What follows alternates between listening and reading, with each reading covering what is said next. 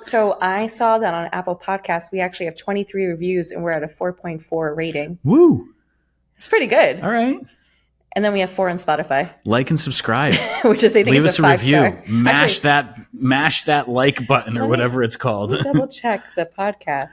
I think that's great. I'm all for it.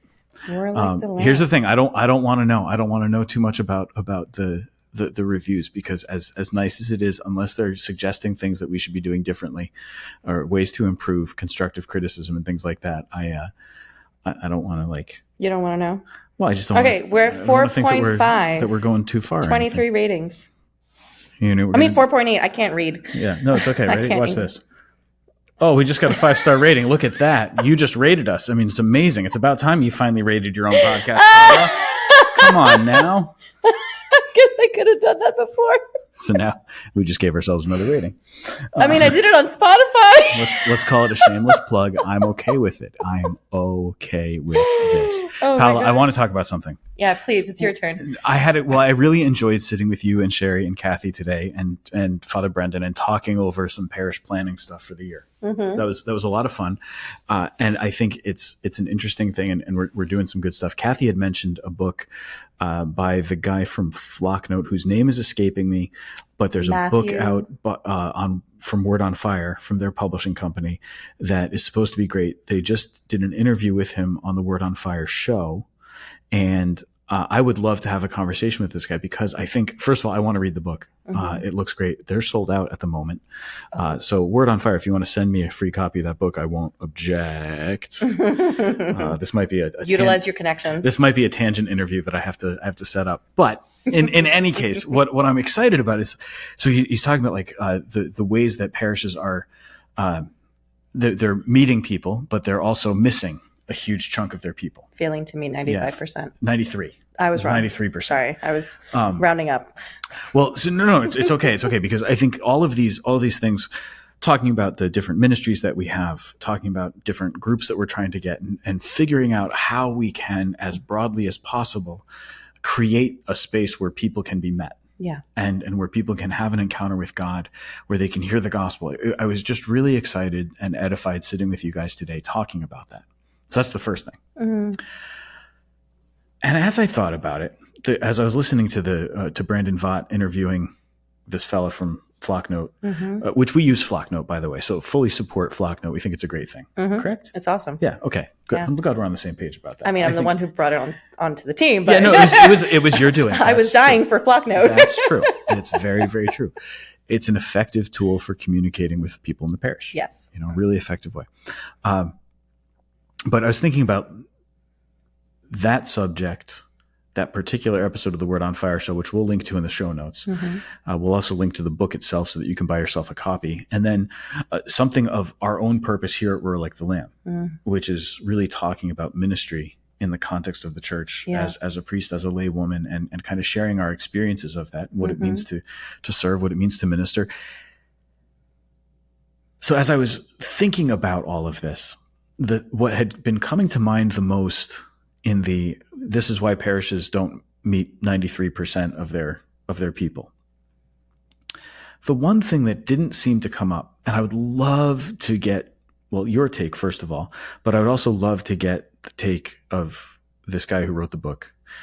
Can you look up his name for me? Because otherwise I'm going to just be calling him the guy who wrote the book. And I don't think that's right. That's disrespectful. Do you know the name of the sheep for Flocknote, the mascot?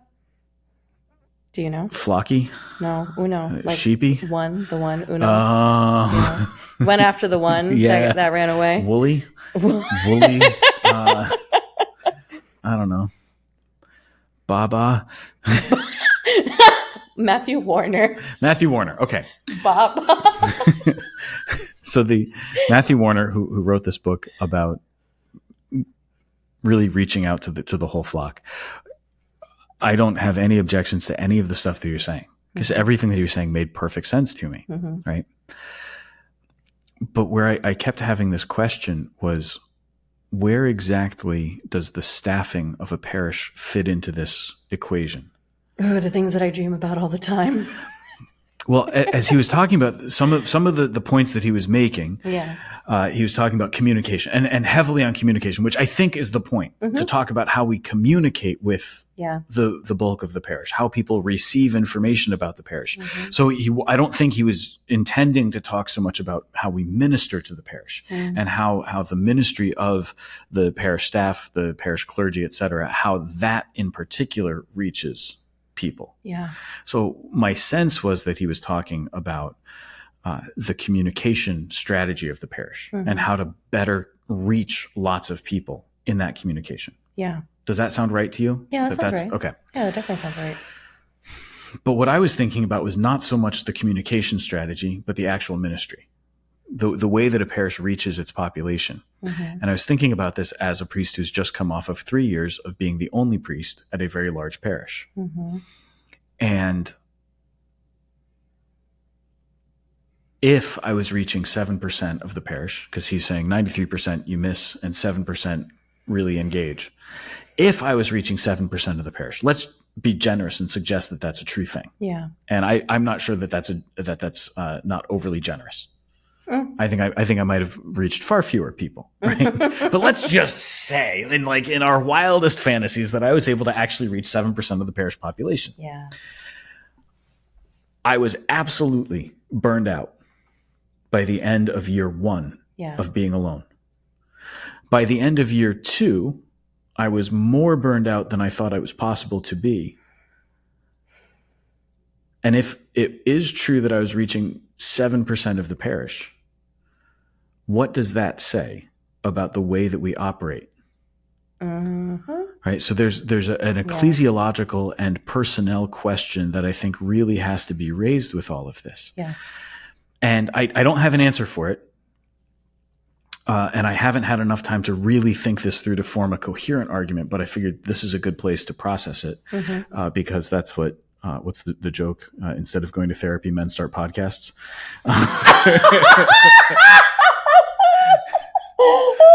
heard that before. Yeah, that's why I have 2 podcasts, so that I can process stuff instead of. Oh my gosh, that's so funny. What? Yeah, it's a meme. It's funny. I've never heard that. Oh, well, now you have. Congratulations. Welcome to the club. Oh my gosh. I'm really happy to have you here. That makes so much sense. It does, though, right? Well, there's a reason we got to talk through some stuff, and this can help us to get the bad ideas out, record them, so that we can then play the bad ideas back to ourselves, so that we can hear how stupid we sounded and go, I don't want to sound like that ever again. That's so funny. Right? I'm here for this. Okay. I believe that communication is extraordinarily important, of course, and good communication, clear, coherent communication, communication that is attractive when it's in print or when it's on a screen, hugely important stuff. Yeah. We need to be able to say exactly what we mean and to present it to people in a way that they can actually receive it and put it in the places where they're most likely to see it. Yeah. Oh, I'm on board with all of that. But this idea of the 93% just kept sticking with me. Kind of hurts your heart. Well, it hurts my heart, and I think in a good way. Yeah. In a very, very good way, because it is not possible for me as a priest by myself to reach every single person in the parish. It's just not possible. Right. It's not possible even now that Father Brendan is here, because between the two of us, we can't reach 100% of the parish in that individual way. Yeah. It's not because we don't want to. It's not because there's not room in our hearts for that. St. Paul writes about that, right? He says, make room in your hearts for us. Yeah. Make room. Don't keep us out. Well, I think in some ways, sometimes that's how priests feel with their parishes. Don't keep us out. We actually want to be here with you. And that's why it's always humbling when you have people inviting you into the really intimate and profound moments of their life. Yeah. To be invited into funeral planning, to walk with people in their grief. It's very beautiful because they have made room in their heart for you to be there, even though you don't have that prior relationship with them. Yeah. There's something very, very profound about that. But I'll give you an example from this past Sunday. So standing at the steps of the church, had people coming out, and there was somebody who needed to talk to me. and came over to talk to me. And it was an important moment, an important thing for us to talk about. And while we were talking, there's another family waiting, and like their daughter came over and just hugged me. And she was just kind of standing there hugging me, it was very cute, you know. Yeah. And she wasn't really worried about whether or not I was talking to anybody else. And she was just happy to come and give me a hug, which was lovely. Yeah. But as I was talking to this person who needed my attention, and as I was being hugged by this child who needed to hug me, apparently, and her parents were there. It's all virtuous. Everything's safe. Like, yeah, it's all okay. Yeah. There was another young couple that had come to Mass. They sat up in the front row. I had never seen them before. Yeah. I saw them as they walked in. They walked in just before Mass started, and I said hello as they came in, and Dad waved at me. And then they made their way to the front row of the church. Yeah. And they sat there with their little one, which I thought was great. And I was happy that they were up there. First of all, I think parents, if you have little kids and they're maybe having a hard time focusing on Mass, bring them to sit in the front. But after Mass, I very intentionally wanted to greet this young family and say hello and introduce myself because I'd never seen them before. But before they could get out of the door, there was another person who needed to talk to me, it was a genuine and real need to talk to me and to share something with me. Yeah. So I was having this conversation with them, and they walked out, and I saw them pause and look at me and see that I was occupied with somebody else. Well, two others, even though it was two separate families that I was occupied with, and a little line of people waiting who also wanted to say something to me. And I saw them, and I was trying to look, and I didn't want to be dividing my attention. It's hard enough at standing at the door when you've got all these people coming out and there's like a hand reaching it. Thanks, Father, just to say that quick point of contact and then move on. Yeah. But here was like a young family who I could see wanted to connect and wanted to say hello. And I wanted to say hello to them, but I couldn't step away from that. And I know I did the right thing. I don't have any regrets about it other than the fact that I couldn't be in two places at once. I haven't figured out how to bilocate, how to multiply myself. Is that something you figure out or God does? I think look. God gives us the grace. I consider it a personal flaw. For me, it's a failure, not a moral failure. It's just a professional failure, let's say. This is something that, this is the kind of thing that I should be able to do by now, and I haven't learned it. No, in a very real way.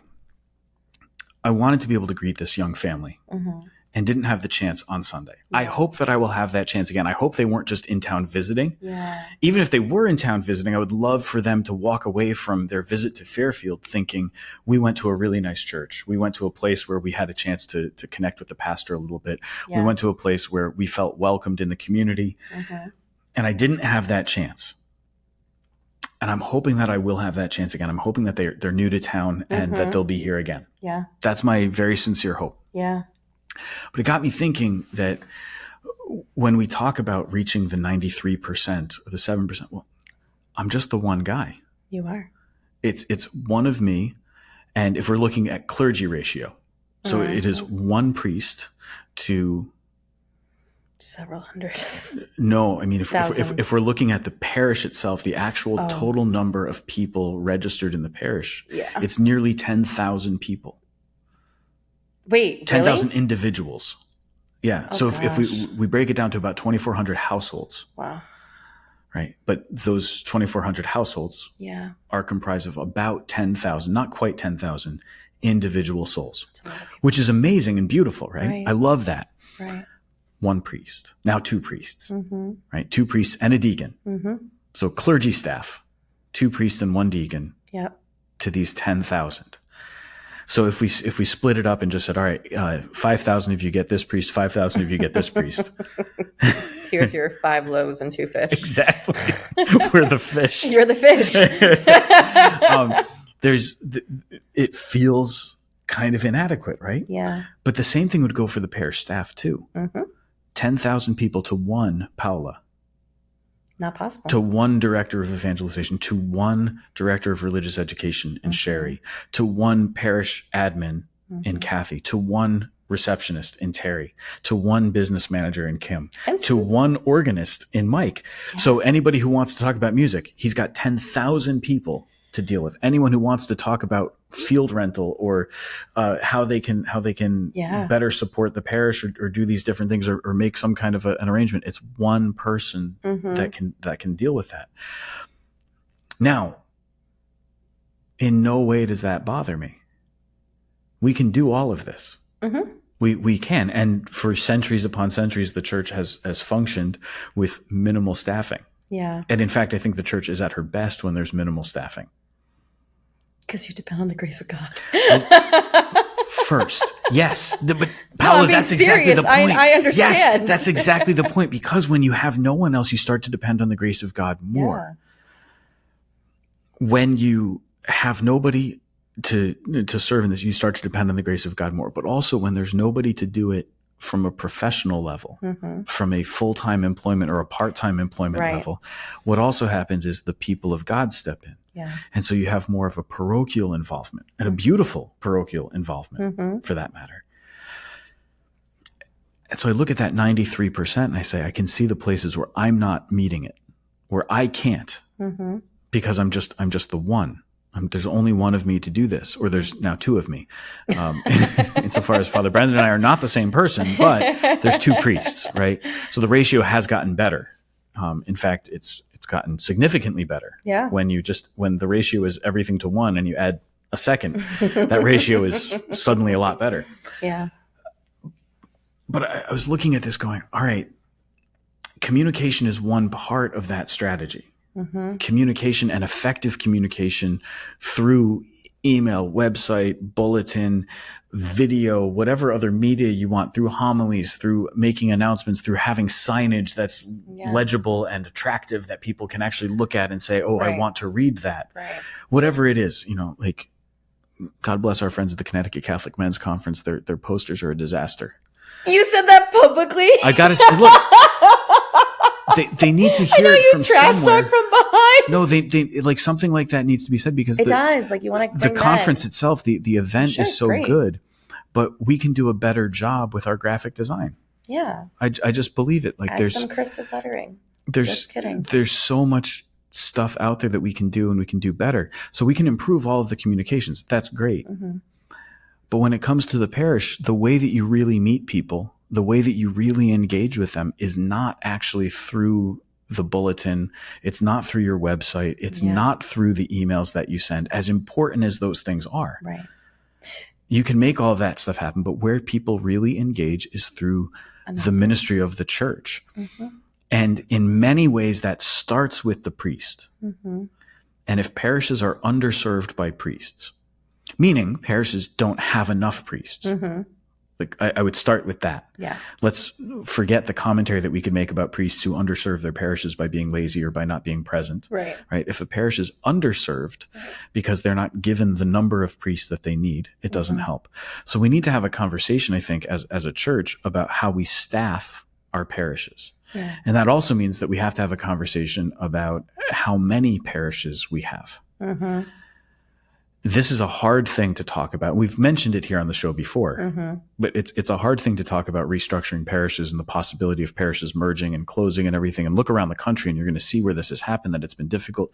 In St. Louis, they just went through a process where they're merging some parishes, and there are, I think, 7 churches that are appealing that decision. Really? And they have a right to do so. Wow. But these 7 parishes are appealing, and their appeal is going to go to Rome. Wow. And they're within their rights. Yeah. I don't oppose them for this or anything. Right. I don't know anything about them. So I can't, you don't know the details of the case. I can't make an intelligent comment on it, but it's a hard process. Yeah. It's not an easy thing to do. So we have to be ready to examine that. But I think more than anything, we also have to say, what is really truly needed at these different parishes? There are some places where the answer is going to be, it's time for this parish to no longer have 2 priests full time. Or might be to say, it's time for this parish to start to share their pastor with another parish,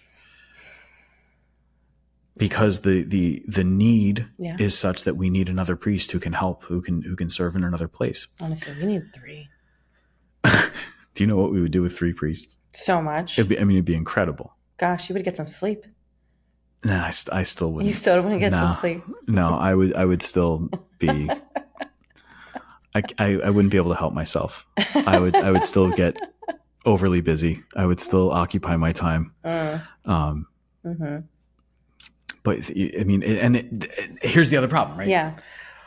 We're already breaking it down into percentages, 93% versus 7%, which means that we're really, really easily going to start breaking it down also into measuring the statistics.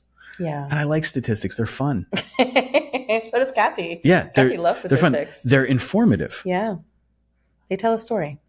Yeah. They tell you. They don't tell the whole story, but they tell a story. You're right. Yeah. What does Jesus say? He Go out and make disciples. And he doesn't say count my sheep. He says feed my sheep. So there's this balance that we have to have of recognizing, how effective am I at feeding the sheep? And the statistics can help us to discern that. Yeah.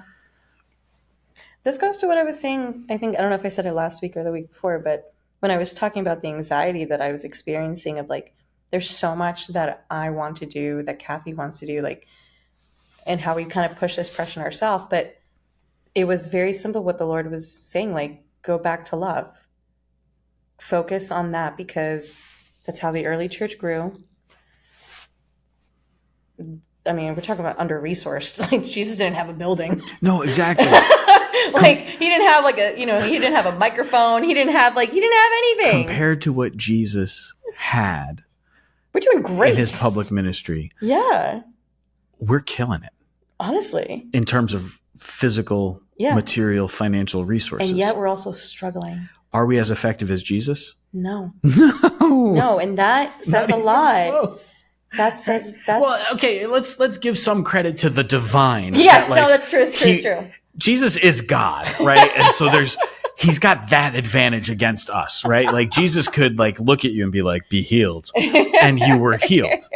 I can't do that in the same way. What do you mean? So many saints before you have gone. But Jesus has Is that another area where you failed? You can't bilocate. You can't heal on fun touch. Exactly. See, I don't think that Jesus has given me the gift of healing, which I think is a gift inspired by the Holy Spirit. Bilocation, I think, is a gift inspired by the individual. I think that those who can bilocate do it because they're able to.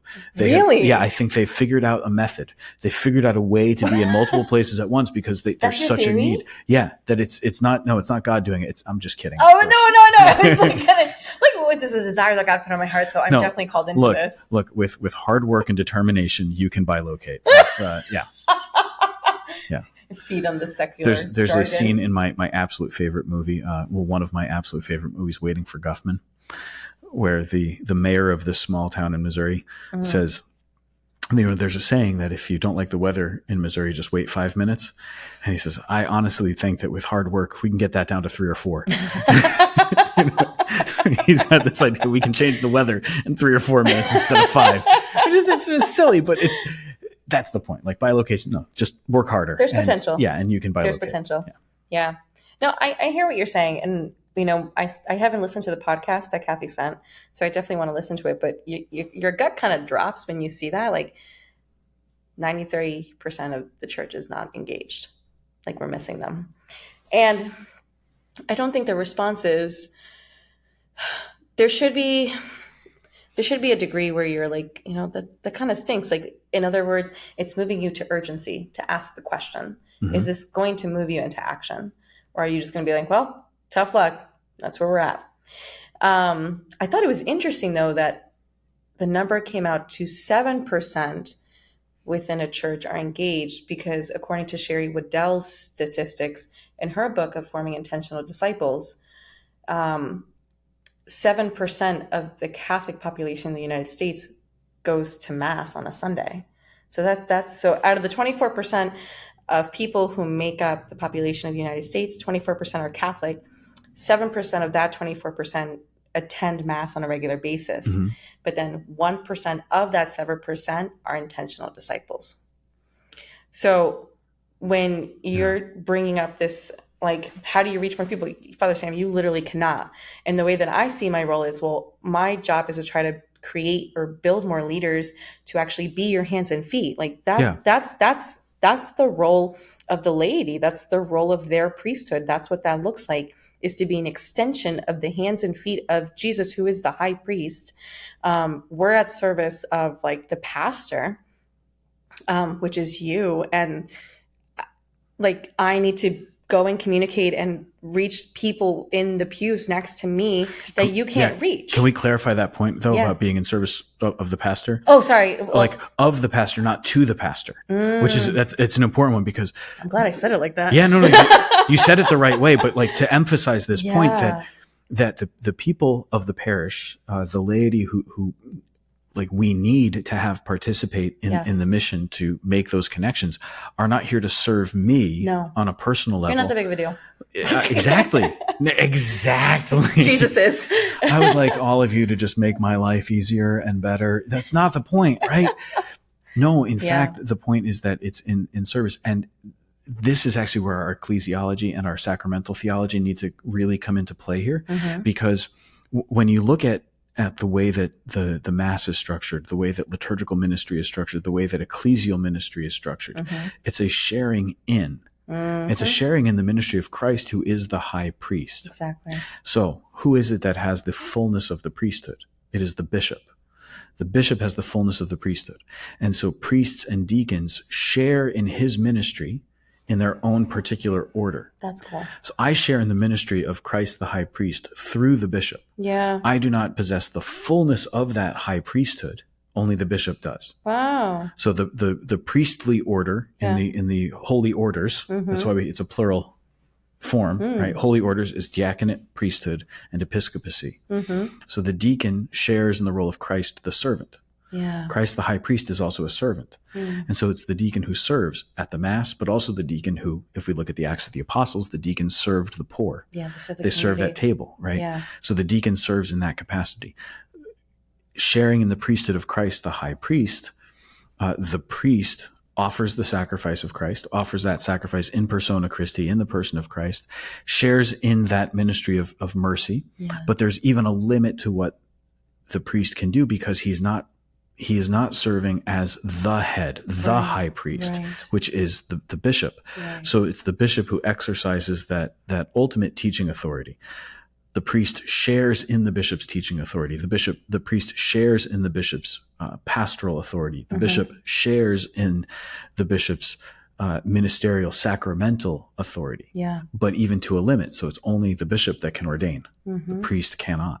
Right. But there's a sharing, and that's why at a priestly ordination, after the bishop has laid hands on the man being ordained, all the other priests present come up and lay hands on him as that sign that we're participating in his ministry, but it's we, the priests, are not the ones who ordain this man. Right. But we are sharing in that ministry of calling down the Holy Spirit. So if we get that correct, then if we understand how the church operates, that the church is hierarchical. This is Lumen Gentium. I'm not making this up. So this is straight out of Vatican II. Yeah. So there is a hierarchy of how the church is structured, but that hierarchy is always in communion with the laity, right, who are not part of the hierarchical structure of the church, but nevertheless are bound to the church through the sacraments, through baptism, most of all.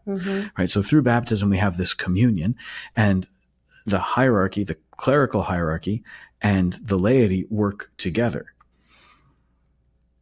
Then in liturgy, anything that lay people do in the context of liturgy is a sharing in the ministry of their priest. And so when people do things here, when they take on a particular role, it's a sharing in my ministry for those things that I can't do myself. Yeah. We have people who bring communion to the homebound.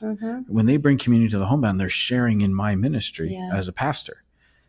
I need them to do that because I can't do it myself. We're on the same team. Yeah. We're part of that same body. And I think this is where we often fall apart historically, I guess, and historically meaning very recent history. We've had these conversations where it seems like there's this opposition between laity and clergy. Yeah, there really isn't. There isn't at all. No. But unfortunately, for so many years, we had places and people, including priests, who made this stark distinction, and so suggested that we have to get rid of any distinction. Yeah. And if we get rid of all distinction and we tell people, well, anybody can do anything. You just created a silo. No, we actually broke down. Oh, sorry. So you broke down any sense of proper role. That's right. Sorry. And so things stopped being the proper role of the priest or the proper role of the laity. And we started to overemphasize liturgical ministry, frankly, at the expense of evangelization and ministry out to the world. Yeah. That ministry ad extra. Yeah. As soon as we do that, people aren't evangelizing. Or they also don't see their role in it. Like, am I actually called to lead? Well, because and to evangelize? if somebody doesn't feel that call to a particular liturgical ministry to serve at Mass in a certain way, they start to think they don't have a place. Yeah. And when the emphasis is always on getting more people to do something at Mass, we also lose sight of what the Mass is really all about. Which is worship. The number of people that I have over the years encountered who say, I just want to be able to go to Mass and pray quietly without somebody shoving something in my face, without being asked to do something. I just want to be able to pray at Mass. Mm-hmm. I've come to really reverence that more and more, like that Yeah. desire for silence, that desire for prayer. Yeah. But yeah, that's kind of where I've been going these days. Like, all right, how do we both reach as many people as possible through our communication and through our ministry, reach as many people as possible, but recognizing that our attitude very often in the life of the church has become not even we need to hit as many different places as we possibly can. We need to like reach this point or that point. But how often have we just decided, well, I think this is a need. I think this is a thing that we should do. Hey, Father, you should. Sometimes we make it overly clerically central. And then if there's nobody, either a priest or a lay person working for the parish that can redirect that and help that to really be fostered, then that spark of inspiration, that idea for a ministry, for a project, for some way of serving, that can very easily die out. Yeah. Well, let me ask you a question, because I think it's funny enough. This morning at Holy Hour at 4 a.m, I was praying with. So you made it at 4. I did. Last week we talked about you not making it quite on time. So out of the last 4, how long have we done this? 5 weeks? This is the 5th week. I've only missed 1. All right. We're doing pretty good. Okay. Good job. I'm proud of you. Me too. It's an 80% success rate at this point, right? Did I do the math right? I think I did. Look, 1 out of 5. What is that? I became a priest, so I wouldn't have to do math. Let's be really honest. So I was praying with, this is in Matthew 9, and Jesus is telling the disciples, he's going out there proclaiming.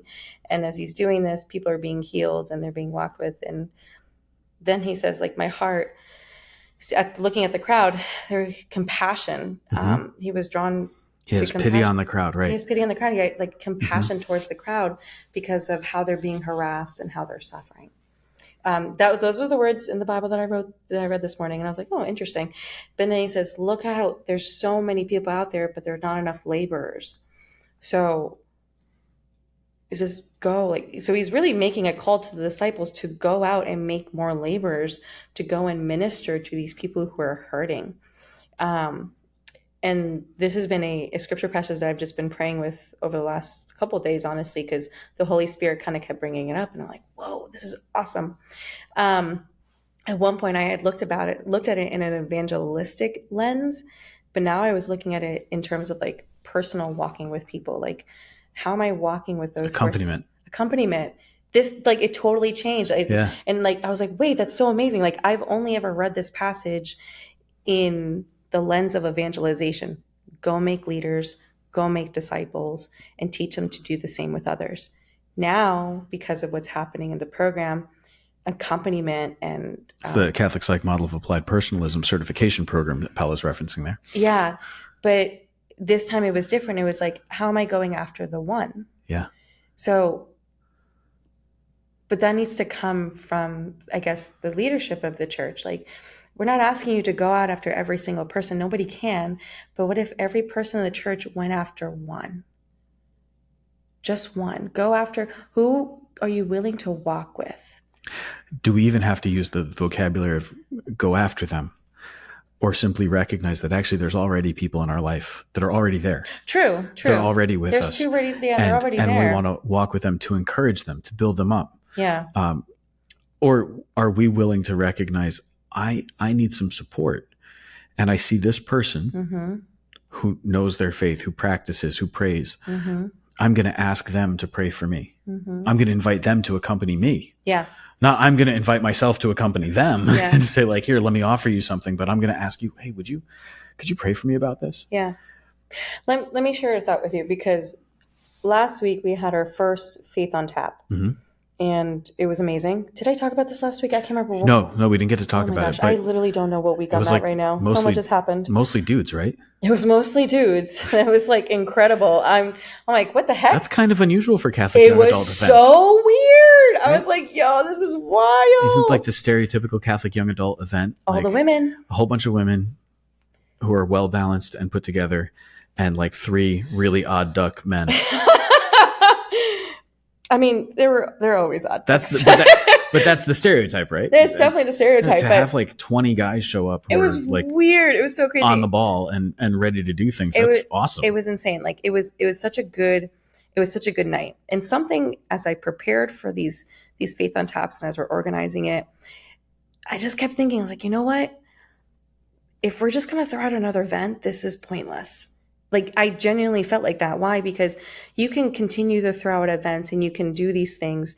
But my thing that I thought about was how often people come to these young adult events wanting to meet somebody, but they just get there, they listen, and then they leave. Mm-hmm. They don't actually stay to get to know one another. Or maybe you only stick with that one person that you met, Mm-hmm. or you're like, there's anxiety, there's like, it all of it is. So then I just kept thinking like, okay, well, they need to be told, literally told and parented to go talk to the person next to them. So after the talk was over, Father Brendan gave this awesome talk on intentional community. That's what I asked him to talk about. But now I was like, let's actually take what you just received and not just let it be a theoretical idea in your head, but are you going to practice it? So I made a very simple invitation to, hey, thank you guys so much for coming. And I expressed, I know it's really easy to come to these events and just listen and then leave, but Mm-hmm. that's not the point. Then we did something wrong. So I invite you. That's why I'm asking every priest or every speaker that we have is to every person to give a launching question so that I can take that question and invite those people, sit next to people that you've never met and just talk about how the talk impacted you. It was really simple, but no, the sit next to someone you never met it's the classic youth ministry example of how you can see Jesus and other people. Go sit with a kid who nobody else wants to sit with in the cafeteria. Or just, hey, your table is small, why don't you join this table? Yeah, but right. Here, I will literally tell you, like the energy in that room shifted. Yeah. It totally shifted from like being awkward, I'm here to receive, to now like I was given permission to talk to someone, right. But I needed to be reminded that I can do that it's okay, because then that's a human formation issue that we're dealing with. What's the Flocknote guy's name again? Matthew Warner. Okay, so this is actually going to go back to something that Matthew Warner's talking about. Yeah. Because part of communication is not just communicating what is happening, Mm-hmm. but it's also communicating expectations about it. Yes. This is key in teaching. This is key in parenting. Yes. When you communicate, this is the thing we want to do. Mm-hmm. So let's look at that from 2 angles. Mm-hmm. First, on the back end, in the planning stages. So you're getting ready for an event. If you communicate to the people who are helping you to organize that event, this is what we want to do. Mm-hmm. This is the goal. And so you've laid out that we don't want people to just show up and then leave and have no connection. We want to create a place where they're going to meet people, and that meeting is going to lead to a deeper relationship. That meeting is going to lead to friendships. That meeting is going to lead to a network. That meeting is going to lead to all these other things. Yeah. And you communicate that to your planning team. Yeah. We want to do this, and this is our purpose. Then, this is good that we're talking about this on Royal Lake Land, because part of what we're doing is talking about parish ministry, church ministry for people who do church ministry. Yeah. And if you don't do church ministry, you're still welcome to listen, by the way. We don't mind that at all. But I think people do it anyways. Yeah, tens of them, in fact, Paula. Tens and tens. But communicate to your team that's preparing this. Mm-hmm. So let's make sure that everybody understands this is what we're doing. And then move to that communication to the people who have actually attended. Mm-hmm. So you came to this event. Now here's what we want to do with that. Yeah. And now you've communicated an expectation, a goal to them that they can either say, I'm in, mm-hmm. or they can say, not tonight, I'm going to go. Yeah. But you've still communicated that that's the purpose. Right. When you do that, then they know what to do next. Right. And that's a hard thing to do. I'm trying to remember where I wrote this. It might be in It might be in my bulletin column for the Transfiguration. I don't remember. You read a lot of bulletin columns. It's these things like that question of what next. Yeah. Isn't that the classic end of retreat talk? Always. End of mission trip. What comes next? How do we do this after this? We took the kids to Catholic Art Work Camp, and one of the last talks that they heard was, "What do I do when I go home? How do I keep this going? At the end of a retreat, how do I keep this going? How do I continue? How do I let this change that has happened in my heart really take root?" Yeah. And that's great because it's a super important question. Yeah.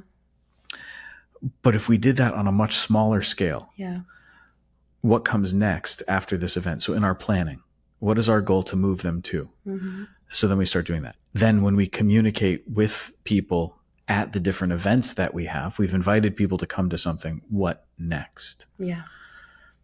Frankly, that could change our preaching too. Mm-hmm. If the homily was doing that, what next?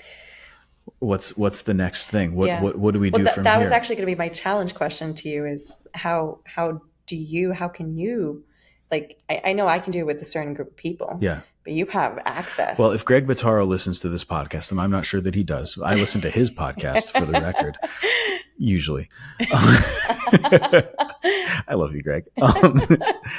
This is one of the things that he and I have had a lot of conversations about. And he's like, you got to include like a concrete thing that you want people to do. Yeah. Now, the problem is in preaching, it doesn't always come out quite as clearly. Here's the thing that I want you to do this week. Mm-hmm. Because sometimes the way that you're preaching or the thing that you have to preach about is more instructive. It's more of a broad spectrum catechesis. Yeah. It's not always a direct applicability to life right now. Mm-hmm. Sometimes the necessary thing, or sometimes just what the Holy Spirit moves in me, is not to give this is the direct application of this to your life today. There's a guy I was in seminary with, and he said that he wanted to preach with the newspaper in one hand and the Bible in the other, which was to say he wanted to keep everything really relevant all the time. Oh, interesting. And I think that's great. Yeah. But it doesn't always work. Doesn't always work, yeah. Sometimes you don't need this to be relevant to current events. No. You need the gospel to be something that you can meditate on, that you can chew on, that you can really dive deeper into relationship with Jesus on.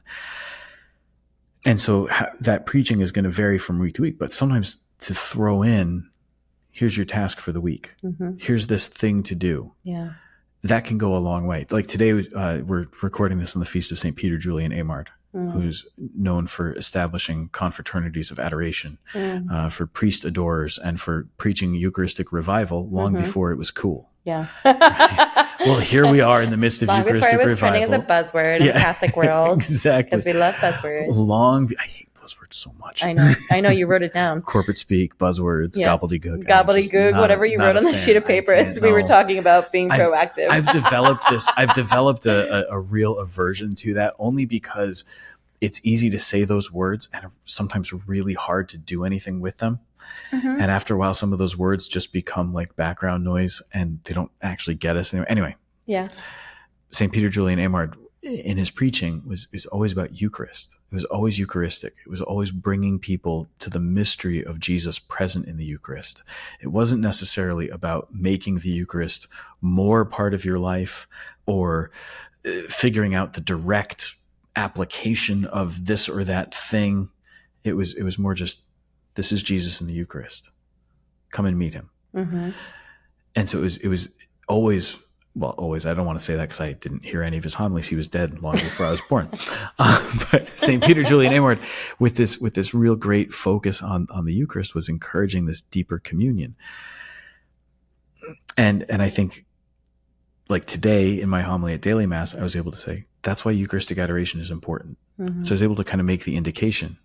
If you're looking for this deeper understanding of the Eucharist, adoration is one of the places you're going to find it. Yeah. Go to adoration. Yeah. I was able to explicitly mention the adoration chapel. Yeah. And while I didn't say you should be going to adoration, which you should be going to adoration, I think it's a great thing. Mm-hmm. While I didn't say it quite like that, the implication was pretty clear. Mm-hmm. Here's the invitation. Here's a thing you can do.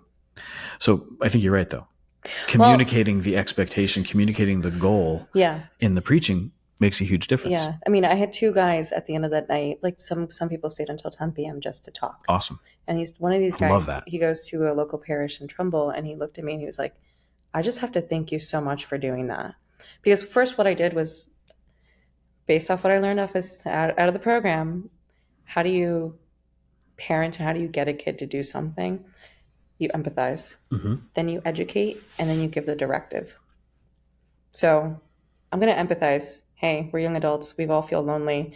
I'm sure some of you here are looking for community. But here's how you do it. I'm going to educate you on it. So go do it. That's all I did. And I've noticed, like, okay, you do that with kids, but you kind of have to do that with everybody. You want to do that to build a community, you kind of have to do that at every level. Yeah. So even in the church, like, I'm gonna empathize, I'm gonna educate you, but I'm gonna give you a directive. And I think to Greg's point, that's how you give that practical application. Right. I'm still educating you, I'm still empathizing with your experience, but there is a how. And most of us walk around not knowing how to do something because it needs to be modeled for us. Children learn by watching.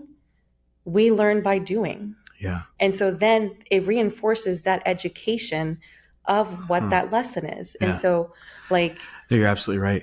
I know I am. Like, I've been thinking about this for a while. Good. I'm glad. So, like, that I use that, which I learned in CPMAP, and I'm like, I'm going to apply this to a group of young adults. Right. And it worked. And so when he tells me it was so simple, thank you so much. And the guy next to him says, yeah, I'm definitely that guy that comes to these things, listens, and then leaves. But they had made a connection. They had a beautiful bromance. It was awesome. Like, I love when guys in the church have a bromance because it is the most beautiful thing in the world to watch. Women, you see it all the time. It's at this point, whatever. But like a guy really connecting with another guy, because I made the space to give them permission to act, and acting reinforces what I believe, my identity, and my purpose. So I guess I pose that to you, how you have access to so many people at Mass, because I can't do what you could do. I get snippets of people and I get groups, whether at a retreat or at a night, and I'll do my best there, but to empathize, to educate, and to give a directive. Gosh, like, hey, after Mass, when you leave, introduce you. It could be that. It's like, obviously not while you're in the church, like, make sure you introduce yourself to somebody out there, or like, people do need to be told what to do. I mean, like, that's what Jesus did too. It's like, do this, do that, but it's also reinforcing that which you're created for, that which you're made for. Well, so the only place where I'd push at all back against that is not so much pushing against what you're talking about, because you are absolutely right about all of that stuff. I would just say that in the context of the Mass, the preaching is meant to tell them what to do with the Mass, with the Eucharist itself, not so much what to do out there in the world, but more what are you supposed to do now? Yeah.